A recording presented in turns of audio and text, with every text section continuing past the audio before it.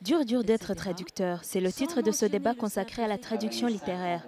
La traduction et la lecture vont de pair. D'ailleurs, il paraît qu'il vaut mieux être un lecteur passionné pour être un bon traducteur qui rencontre les attentes du public. Pour moi, le traducteur, c'est le premier lecteur. C'est celui qui aide à rassembler toutes les interprétations qui sont sous-jacentes à un texte et qui par l'acte de traduire, essaye d'actualiser toutes ces interprétations dans le résultat. Donc il faut créer une situation apte à ce que le sens, la forme, tout ce qui est en jeu dans un texte littéraire puisse arriver.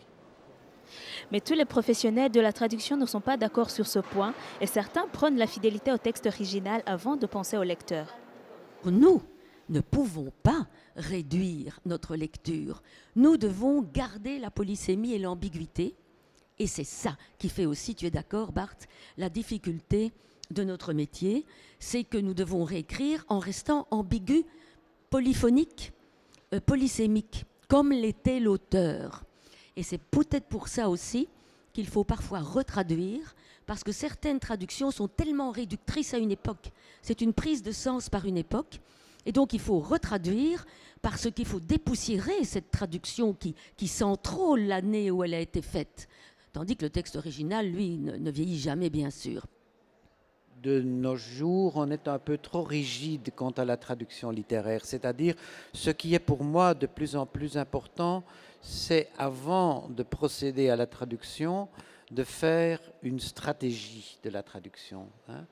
C'est qui l'éditeur? C'est pour quel public? Ça va circuler où? Et donc, un écrivain, il écrit, bien sûr, en fonction de ce que lui, il veut exprimer, mais aussi en fonction de comment il veut l'exprimer, pour qui il veut le dire. Les partisans de la traduction fidèle se défendent néanmoins de s'adresser à un public réduit. On va vers l'étranger et on essaie de le faire passer dans le texte français. Tout dépend de l'époque dans laquelle on vit. C'est-à-dire que c'est quoi une traduction parfaite? C'est toujours une traduction parfaite en fonction de critères que nous avons adoptés.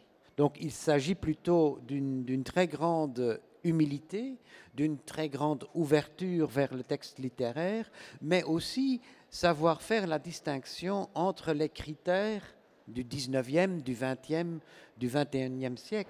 Les traducteurs s'indignent de ne jamais être mentionnés quand on fait l'éloge des auteurs, alors qu'ils travaillent des mois et des mois pour traduire les textes. Quand on admire un texte traduit dans une langue étrangère, c'est aussi admirer son traducteur.